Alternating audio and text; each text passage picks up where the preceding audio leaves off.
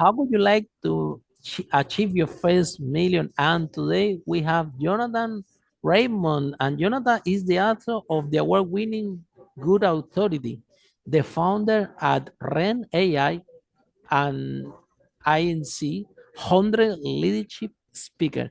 So, Jonathan, tell us, what are the 5 steps that you recommend entrepreneurs in order to make the first million? Welcome to Unstoppable Podcast with Harry Sardinas, inspiring conversations with influential millionaires, investors, thought leaders, entrepreneurs who are making a massive difference with their innovative products and services, and sharing the challenges and wisdom of how they sold their first million. So here's how I would break it down. And they're not necessarily, you can do them in different sequence, but the first one is to know yourself. And it's easy to say and hard to do. But the thing that I'm always coaching entrepreneurs, founders, CEOs is you want to always assume that you don't know yourself. Don't assume that you do. Oh, I know who I am. I know what my values are. I know what my principles are. A smart leader says, actually, I'm suspicious of what I think, right? And that would be the first thing, is to always be on this path of knowing yourself. So that would be the first thing. The second thing I would say is be for someone, right? It's the classic trap that entrepreneurs fall into, is you think you have a good idea, you have a good product or a good service, and people say, well, who is it for? Oh, anyone can use it. No, be for someone specific. Pick a niche, right? I'm from single moms in the South, right? I'm for military veterans from the whatever, right? Pick a group that your product is for. You can always expand later, but you will struggle until you niche down to a specific profile and a user, because it's going to change your marketing, change your positioning, and all those kinds of things.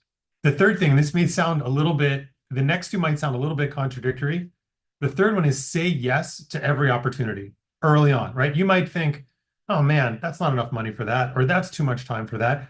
You're experimenting. You're trying to test. You're trying to learn not just what the business is, but who you are and who your clients are. So say yes. Early on in my career, I took tons of unpaid speaking opportunities. Now people write big checks, but back then they didn't, right? And I got on planes and I came out of pocket just to get in front of people, to craft my message, to figure out who I was and what I was trying to sell to them.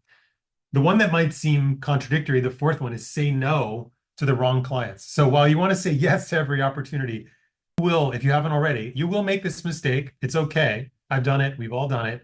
Is you'll say yes to a project because it's a good check and it's good money, and you'll spend 6 months or a year or multiple years trying to make somebody happy who is never going to be happy no matter what you do. You'll learn who those people are. You'll be able to spot them from a mile away after a while, but that's the principle in those first couple of years. We'll talk about that timing. You got to learn to say no to the wrong clients. Even though it's painful in the moment, you're like, that money would be really good. Got to say no. There's a cost to saying yes to that. It's very expensive. And then the last one, especially these days, is you got to embrace uncertainty. You have to assume that your business, whatever you think it's going to be in 6 months from now, it's going to be different. Maybe 6 days from now, right? The world is changing. The disruption in our world, societally, economically, technologically, of course, with AI, politically, everything is changing so quickly. We are in a period of massive, massive disruption. That's the norm, right? Disruption is the new status quo. So you got to embrace it. You got to lean into it. Don't get set on your position or where you think you are or what you think your value is. Let it be always evolving. Say yes to every opportunity. I love this, Jonathan, because when I started my public speaking career, it was so bad that nobody even wanted to invite me to speak on their event. I had to do my own events. That's I right. end up doing my own events because if I don't bring the people myself and I talk to the people, nobody Totally. nobody will invite me. And looking back, you're 100% right on this one. That we have done several conferences, lots of them in Singapore, Dubai, Mexico, and Peru, and here and in London, where I'm based. And a lot of people say, wow, Harry, you get invited to speak here, you get invited to speak in Mexican university, you get invited to do corporate trainings in Peru, this and that. Amazing how you did that. Well, it's all started that nobody wants, nobody, I was asking to everyone, can I speak at your event? No way. Can I speak? Have you Yeah. spoke before? No. And do you think that I'm gonna put you in experience, not speaking in experience from my audience? It costs me a lot of money. No way. So I have so much, Jonathan, that I don't say, well, if I want to speak, I might need to do the event myself and speak myself because it's not doesn't look like people are gonna invite me. And this is how we start, Jonathan. So even if a tiny opportunity that is speaking in front of 20 people, when the first time I arrived to Singapore, same thing. I want, can you let me speak at your event? Can you let me speak at your event? What was my first speech in Singapore in a network marketing company in the living room of someone, of one of the leaders for that particular network marketing company? That was the first time that I spoke in public in Singapore and in front of 20 people in the living room of someone. Oh, about leadership. You know what? We have this network marketing company. We're gonna be gathering 20 people. Harry, why you don't do and give us a talk? And by the way, it's free, just going to help. Can you do that? And that was my first talk. And down the line, we managed to have 200, 300 people in Singapore after we developed. So, Jonathan, say no to the wrong client. We've been there. I want you to expand a little bit more on this one because we all been there. This all happened to us. It's painful to take that decision, but sometimes that type of client drain you emotionally, and you go to bed every day. What's wrong with me? Why is my fault? Is my product? And you beating yourself up psychologically and mentally. And the last thing that we assume is that we just have the wrong client and it will never gonna be happy because most of the time, Jonathan, is because he cannot afford our service, the service, and he want way more. What can you, if you deliver the service, you make a loss, and the client is demanding and demanding. So tell us a little bit more how to spot this kind of client. I think that would be a big help for our listeners. Yeah, so I'm a big believer in personal ownership. That's like my love language. So I'll say it this way. There really are, even though I said it, right? There really aren't wrong clients. There's wrong decisions that we make as business owners or as entrepreneurs.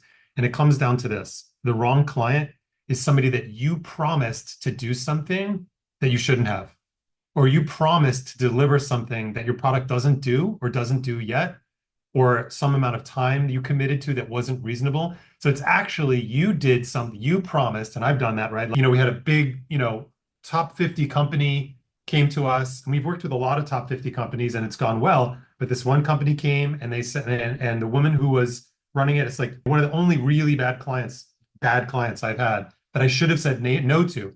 And even in that first conversation, right? She's like, yeah, well, we really wanted to do this. And in the back of my head, I thought, it doesn't really do that. It's not really what our product is about. But I made an excuse in my mind. And I thought, oh, no, well, we can do this other thing. And there was like 2 or 3 things. Like, so, 60% of what our product did probably would have made her happy. But 40% of it was a bunch of stuff that she wanted that I didn't think was valuable. I didn't think was going to actually help her solve her problem. But I couldn't change her mind. I should have said, you know what? I don't want to promise you something that I can't deliver. Better you find someone else. So it's not about blaming. So yeah, sometimes you'll come across jerks and people who will never be happy no matter what. But let's take ownership as entrepreneurs and say, hey, wait a second. I promised, or I'm about to promise something I know I can't deliver. Now, there's a difference between promising something that you can deliver very, very soon, right? That's part of the deal. Sometimes we got to sell things that don't exist yet. But there's a difference with something that's on our roadmap. We know we're building, we know we're capable of. Maybe we haven't done it yet, but we want the opportunity to do that. That's different than promising a bunch of stuff that is unrealistic and or isn't something where you can really add value. Taking ownership, I agree with you, Jonathan. The only people responsible to bring the wrong client to our organization is us. Down the line, we did make a promise. Okay, we all been there. We all have business. We have, and the reason, you need the money. You're starting a business. You need an income, and especially finding the first clients, right? Yeah. Those first clients that they don't know you. You're a nobody in the marketplace. They don't know you. They don't trust you, but they want to put the very little funds that they have in your product, and then because you desperate know that you can serve those people. You're so motivated, but without knowing you did promise something that you cannot achieve. All the client make wrong expectations what the product does, and the only people responsible for this Is I was said, we need to learn down the line. We learn out of our mistakes. You need to realize that, hold on a minute, yeah. I couldn't delete this pro for this price, because sometimes this is what happened to me, right? That sometimes you say, okay, I had this pro, then you start to leave the pro, and then when you make the cost, you realize that, wow, leaving the pro is more expensive than actually what I'm getting paid. I'm making a loss to this, and then it's a tough conversation to say to a client, we need to. I don't want to promise to deliver this to you, but I'm gonna make a loss doing that. And I know you say, well, Harry, you promised. Okay, fine, but can you at least give me a testimonial or something? And I want you to be present. Okay, then I will deliver the product to you. But I'm making a loss. And on top, even if you're present, then they keep asking more and more. And sometimes, we go to the other situation that the clients demands, and they're gonna be happy. But however, Jonathan, in the tech space, right? For you, what made you to create this project, Ren AI, and what it's about? So I got into the industry about 10 years ago. I wrote a book called Good Authority, which got very popular in the leadership coaching, people leadership, feedback. And we had a really good run, 6-7 years, picked up a lot of big businesses, clients, did a lot of good projects, but we were always limited in our ability to scale. Because it was about, we had to put a body on a plane somewhere, or had to put a body on a call, a coach or whatever. And so we had a good business, but it wasn't scratching the itch. What I really was hoping to do as an entrepreneur with these ideas is I really wanted to deliver them at scale. And so, we would run a training for 500 managers, but we would only go this deep. We could never really, we didn't have enough time. There wasn't enough budget. Got to really sit with someone to change in a meaningful way. And so when AI came on the scene, obviously it's been around for a long time, but in 2023, when the kind of light bulb went off for a lot of us with ChatGPT, I thought, okay, there's the train, there's it. And so I did a hard pivot out of the consulting and coaching space, I put all my chips on AI, and I said, okay, this is the future. This is where I'm going to go. And a lot of people, coaches, consultants, they all looked at me like I was nuts. They were like, you can't replace me. Like, no. I was like, okay, whatever.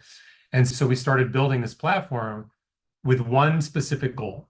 How do we facilitate meaningful conversations in the workplace, not just between managers and the direct reports, but between peers, between people and their CEO or the business owner? How do we facilitate those conversations that right now are either skipped or handled very poorly? Because we're so transactional in our world, we're on our phones all the time. We're used to now at this point emotive communication that doesn't lend itself to curiosity, to understanding somebody else's point of view, reflecting on our own blind spots. So we've launched a tool with Ren to make it easier, right? It's not to replace you as a human, but to make it easier for humans in the midst of a busy workday to have the conversation that you're either going to skip or you're going to handle badly. And so you use Ren instead. Then, Jonathan, so 1 out of 5 multimillionaires that we have interviewed in this podcast on Unstoppable 5 Steps How to Make the First Million, they are either property investors or tech entrepreneurs. And one of the reasons why we have so many millionaires and wealthy entrepreneurs in the tech space is exactly this word that you just shared. Is scalable, right? You can scale, and technically you can have an MVP product, and it won't cost you that much to create, because like you said, you can do it with AI, and then you can try to see if there is a need for the market. And then if somebody's paying for it, then you can add more features. You can expand that software, and that's why we have an amazing tech businesses out there. On the other hand, you are a tech entrepreneur that is not particularly a software developer. So again, we come back to the same question, because out of 5 million and tech millionaires that we interview, it happened to be that the majority of them, they are not software developers. They are people that understand business. They know what is the need for the market.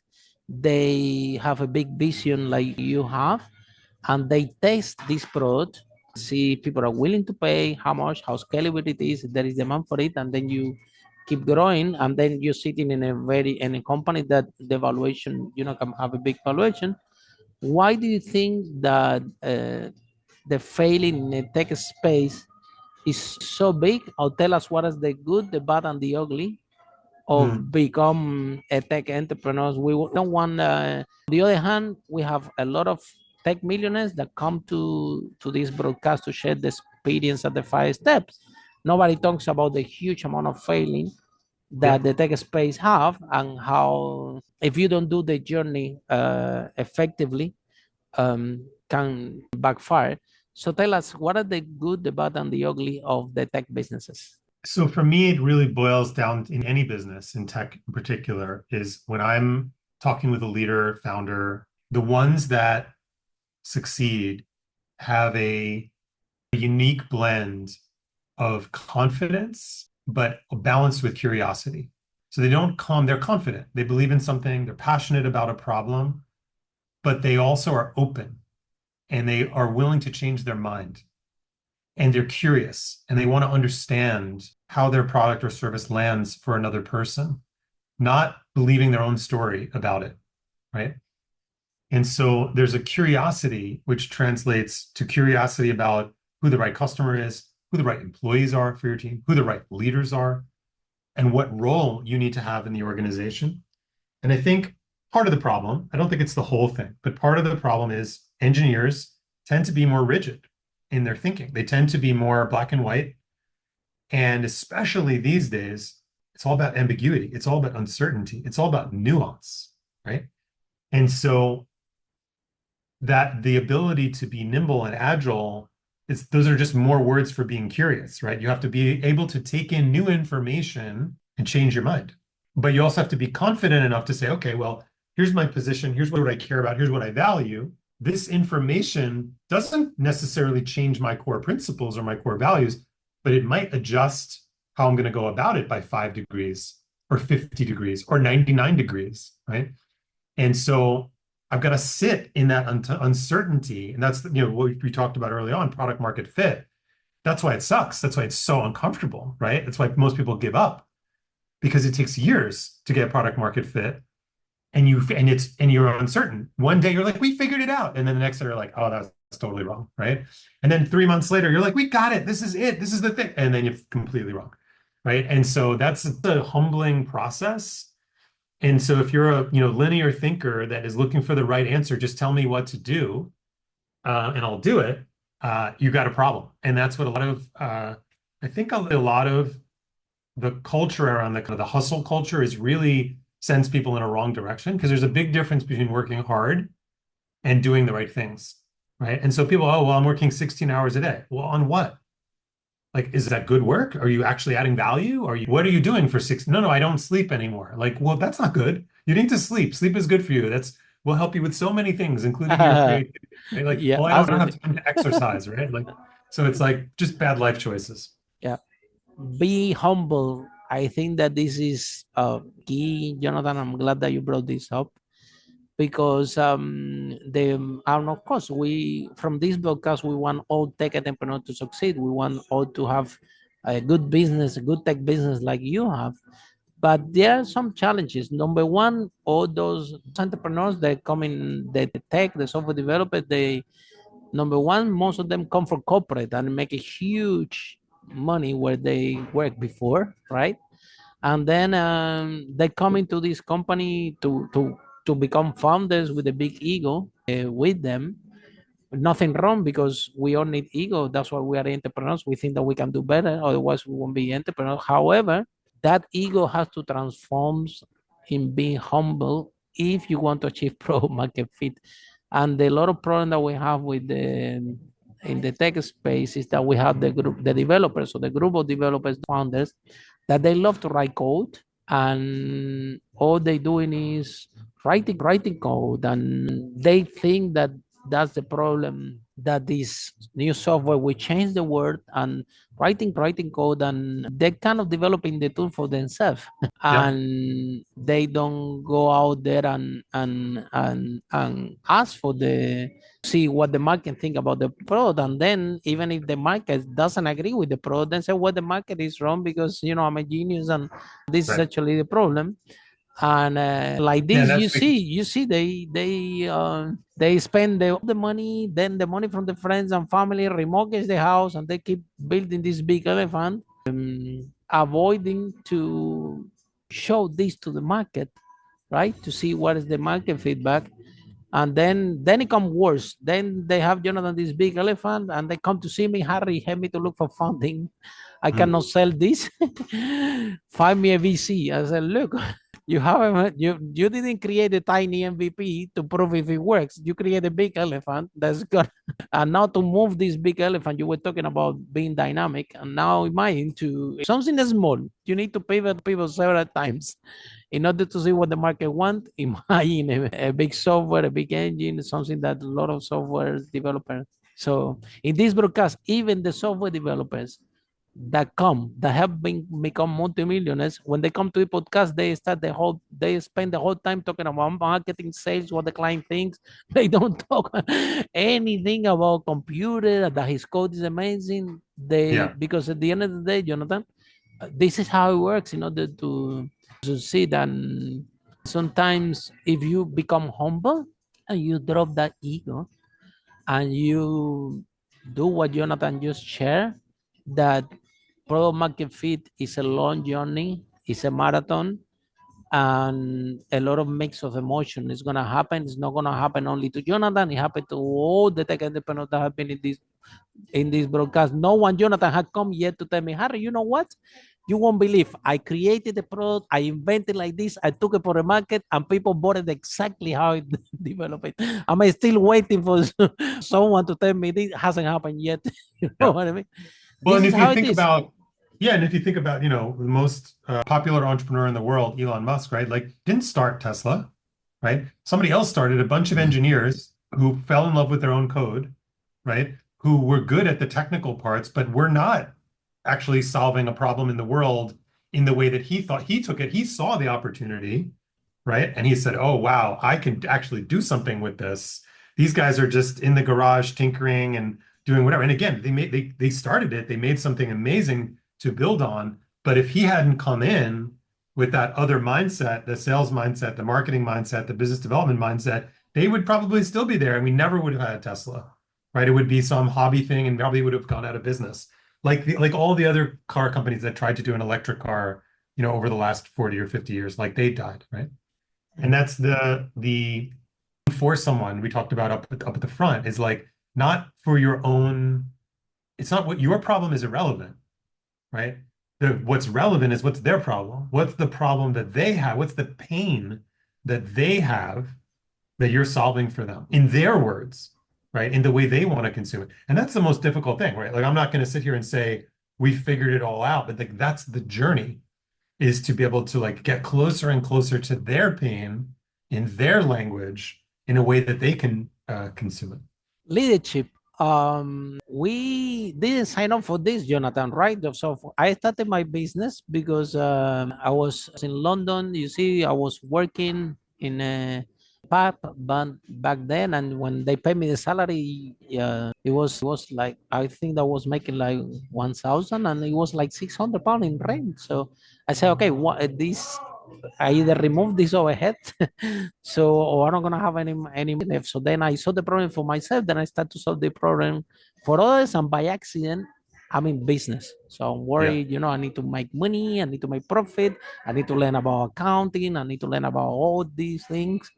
But yet down the line, especially after you the million, that's 0 to 1, something come to the equation that was not even a plan, because now you need to become a leader. And if you want to grow your organization, not only you need to become a leader yourself, you have to develop leaders in your organization. So Mm. I have a experience with this in my own company. One day I arrived to the office, and manager told me, Harry, we don't need you, go home.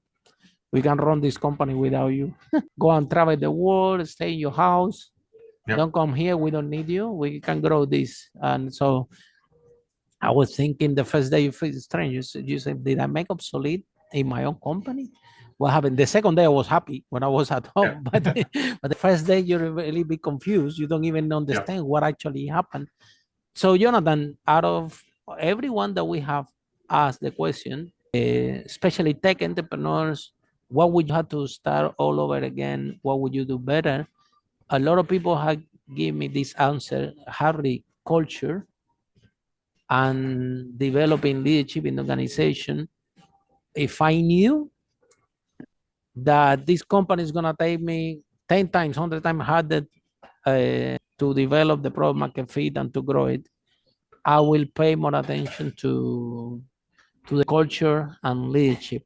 So, what is your view on this and how important is culture and leadership in order to grow a company?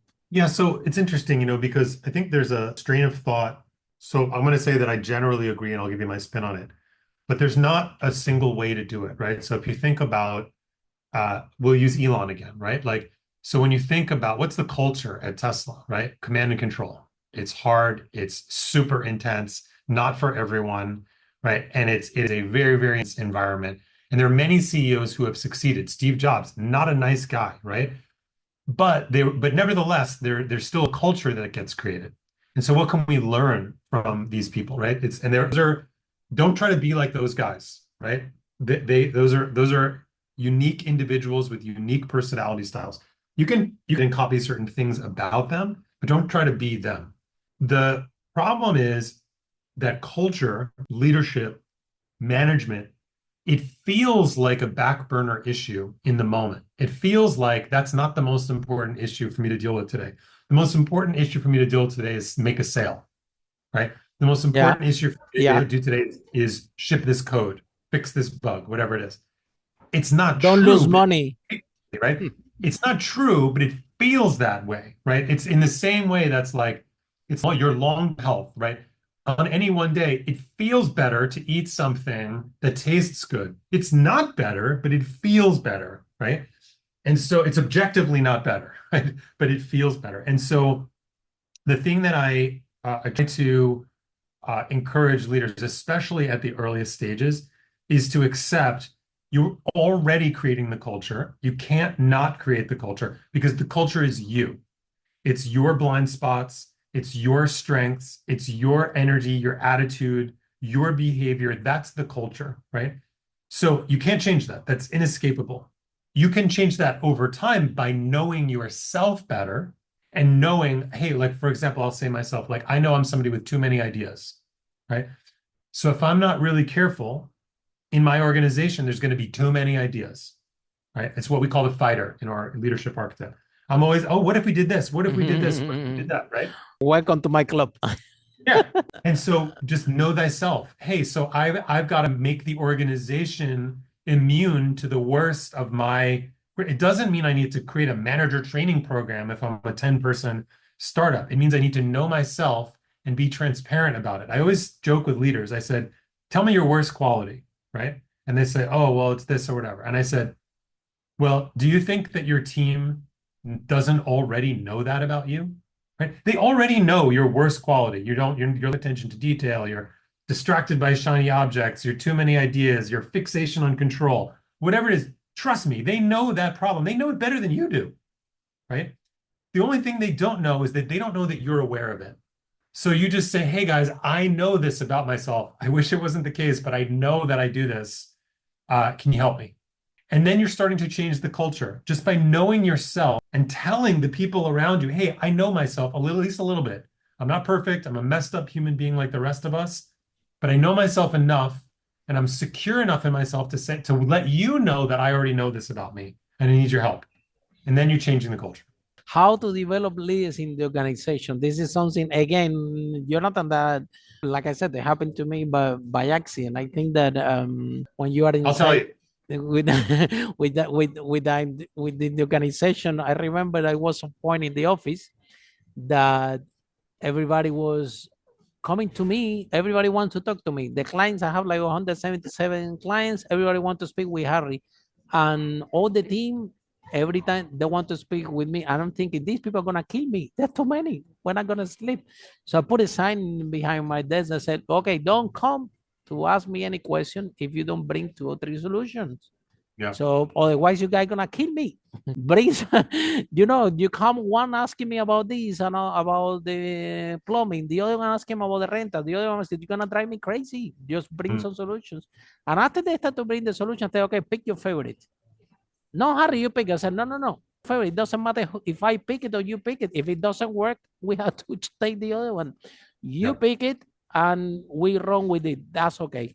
And by the it was about self severance. And then Jonathan, this is by accident. I would say by accident or by self preservation. Somehow I these leaders within the organization, but I didn't a leader. They also. So the leadership, everybody can become a great leader. The more you practice, the better you become. However, we have a big problem in corporate. We have a big problem in the institution that this is what is happening. You have a very good employee, is the top employee, and guess what? The management position gets empty and people take this amazing employee and put in a managing leadership position without having the training or developing this yet to be a great leader, and then it doesn't work. But then on the other hand, in culture, sometimes you have this top performing employee that everybody wants to him to become or her to become a manager, but then the company bring a total stranger to lead this team, doesn't say anything to anybody, and now you have the team that even this leadership come with all these skills. Now the team have some resistance. So how can we close this gap, Jonathan? And what is really the problem? So the problem is we say we want leaders, but we don't treat people like leaders. And so the rule I have, my organization right now is very small. We're a startup. But in an organization with multiple levels, if you're a leader of leaders, right? When you have your one-on-one, here's the rule. You are not allowed to talk about the work. Your only conversation with the people that you manage is, tell me about how you're developing your people. Because right now they're not. You want your coaching, your leadership, that precious half hour or hour, you should be talking with them about, hey, how's it going with Allison? How's it going with Ravi? Tell me about your coaching, not about the work, not about the tasks and the projects and the timelines and the delays, not about that stuff. There's a place for that. There's email, there's other resources and tools for the details and the tasks. Because when that's the subject of your one-on-one, you're treating them like a contributor. You're not treating them like a leader. So you have to talk to them about what are they doing to develop their team? What are they doing to develop themselves? What are the conversations between you two? That's where that conversation should be. Yes, occasionally does a hey, what's going on with this project over here? Sure, I get it. Come back to home. That's where you want to be. Treat them like a leader. Treat them like somebody who's responsible for the development of other people, and they will start to see, oh, that's what Jonathan cares about. He's not using our one-on-ones to check in on tasks and projects and work. He's not treating me like another worker. He's treating me like a leader. So if we treat people that way, then they'll start to show up that way. Communication and structure is one element or the most important element in order to respond to change. And I think that this product that you develop have huge potential because Jonathan, what we see in the organization is the following. And even you, when you in your 5 step, you mentioned that we have to be agile.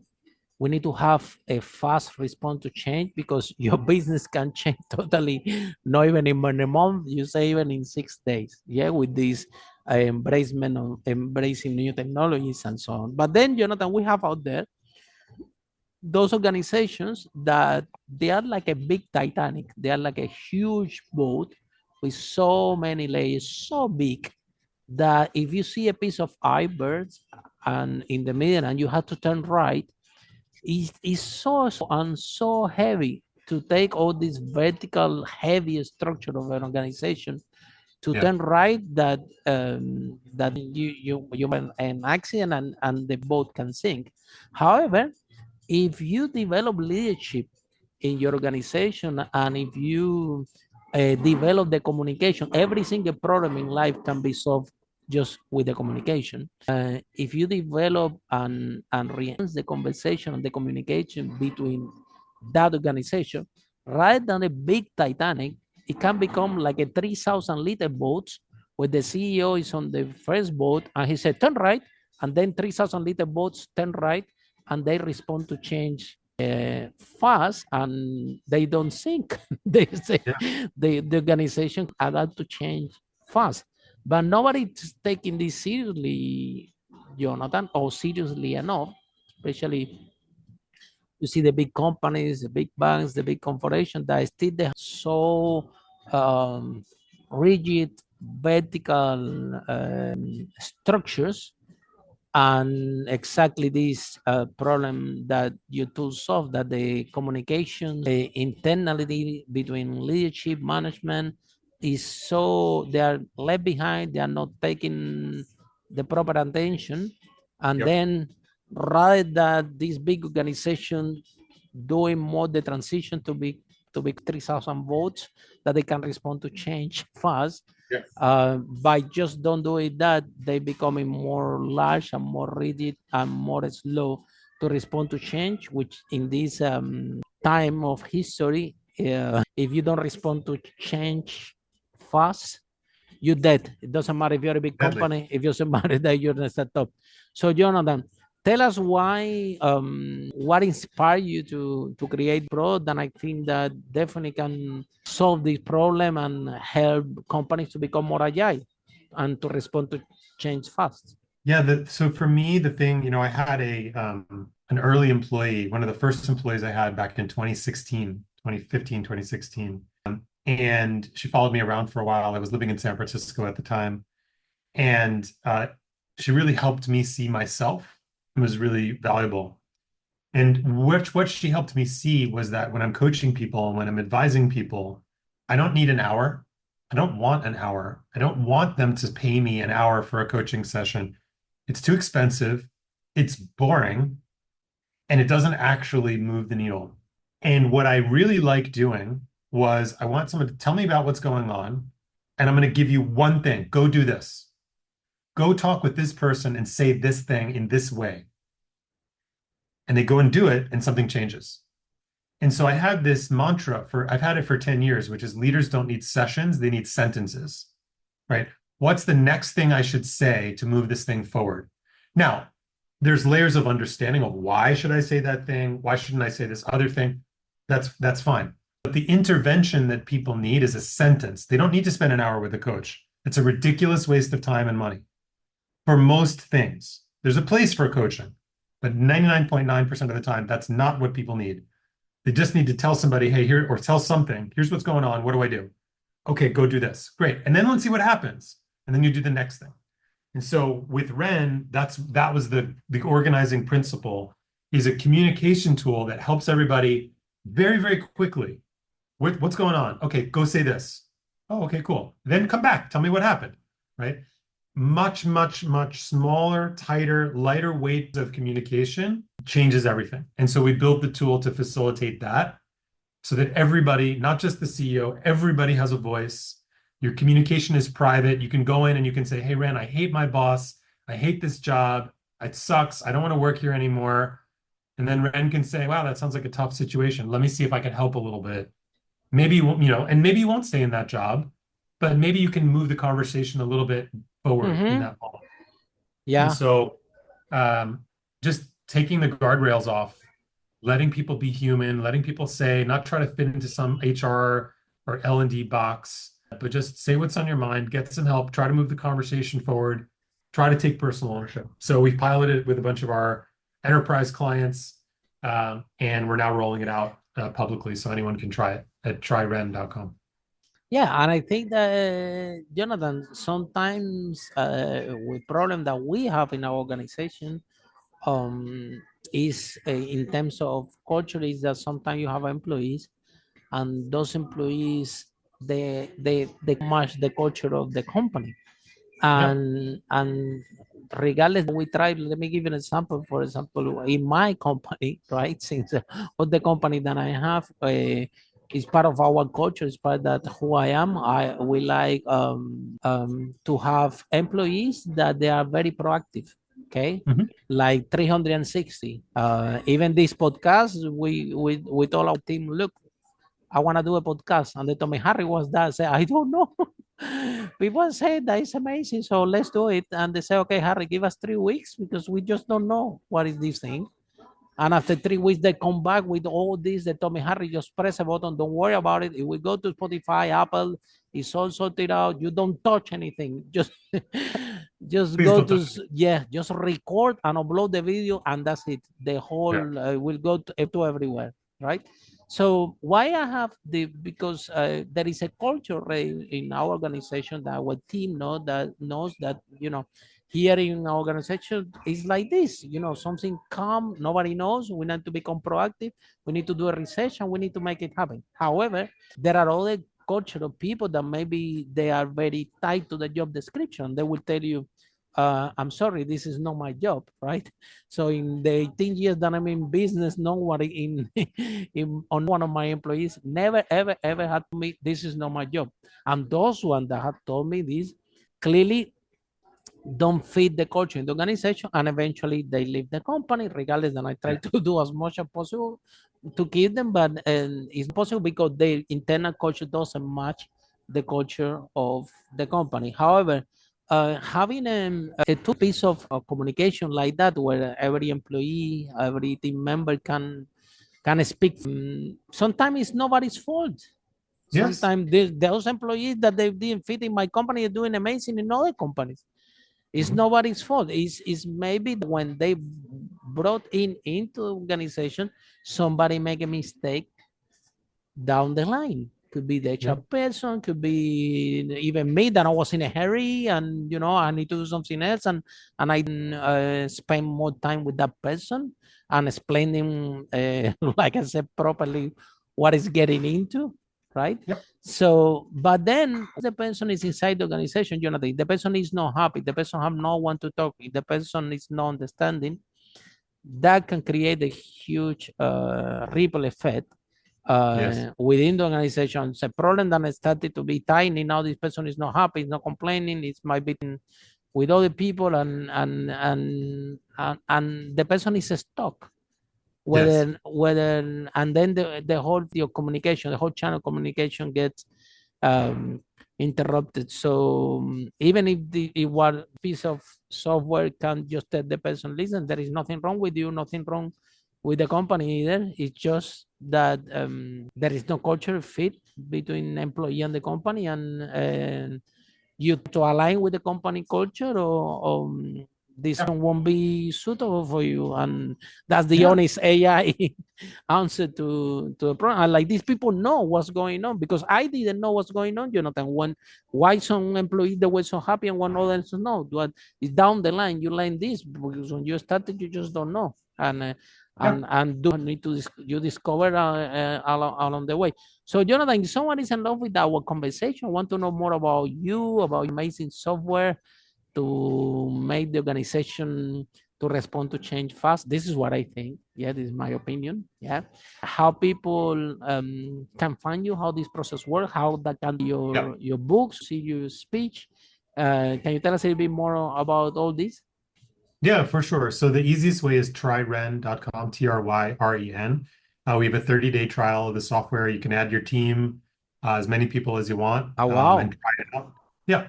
Very So good. we're offering, what's that?